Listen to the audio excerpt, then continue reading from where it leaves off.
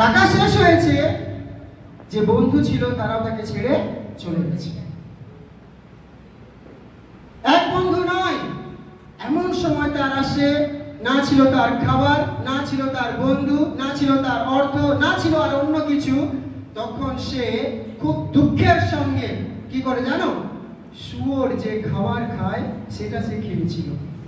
খাওয়ার পরে খেতে খেতে সে চিন্তা করছিল, তার হৃদয়ের মধ্যে একটা বেদনা আসলো যে আমি যখন আমার বাবার বাড়িতে ছিলাম কত সুন্দর আমি খেতাম, কত সুন্দর জিনিস আমি পড়তাম, কোনো কিছুর অভাব আমার ছিল না, যা কিছু প্রয়োজন বাবা আমাকে জুগিয়ে দিত। আজকে আমি যখন বাবাকে ছেড়ে এসেছি, আজকে আমার কাছ থেকে সব চলে গেছে। না আছে আমার দৈনিক খাবার, না আছে আমার পরার বস্ত্র, না আছে আনন্দ, না আছে আর অন্য কোনো কিছু। সে অনুতাপ করে এবং সে বলে আমি বাবার কাছে কি করব? ফিরে যাব।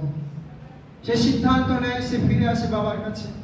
বাবার কাছে যখন ফিরে আসে আমার প্রিয়েরা, বাবা তার জন্য অপেক্ষা করছিল, অপেক্ষা করছে যে আমার ছেলে কখন আসবে।